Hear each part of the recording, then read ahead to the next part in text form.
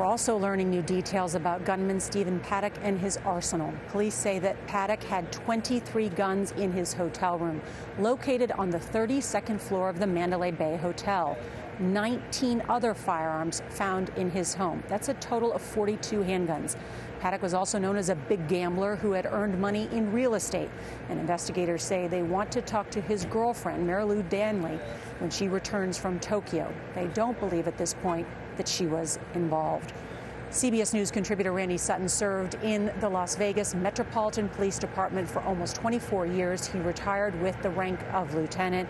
Good morning. Good morning. First of all, the police, first responders did a fantastic job responding to this.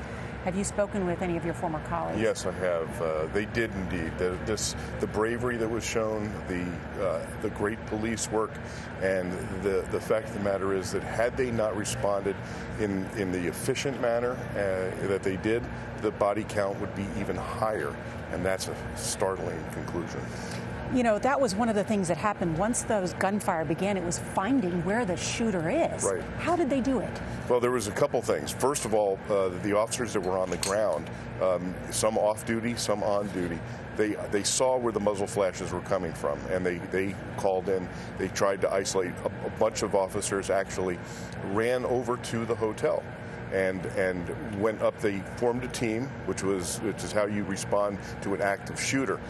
They made entry into the hotel to get up to the area where they believed that the gunfire was coming from.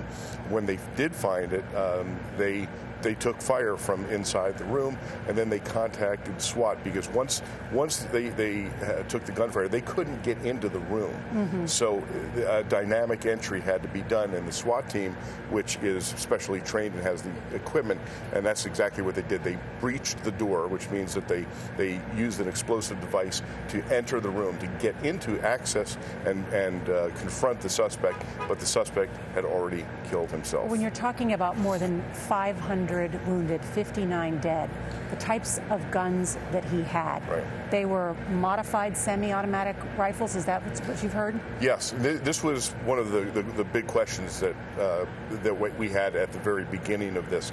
Were they fully automatic weapons? Were they manufactured as fully automatic weapons, or did he modify them? And now apparently the investigation has revealed that these had been semi-automatic weapons.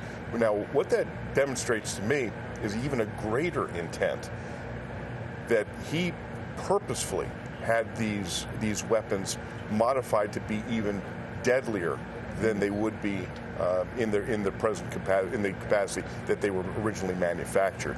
The difference for your viewers who don't know, the difference between a semi-automatic and a full automatic is that when a semi-automatic, every time you depress the trigger, one round comes out. When it's fully automatic, when you press the trigger, it continues at a rate of about 400 rounds per minute, which is why this death toll was so incredibly high.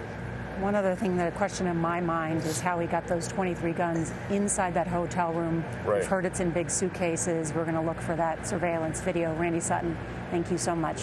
Thank you. Appreciate it.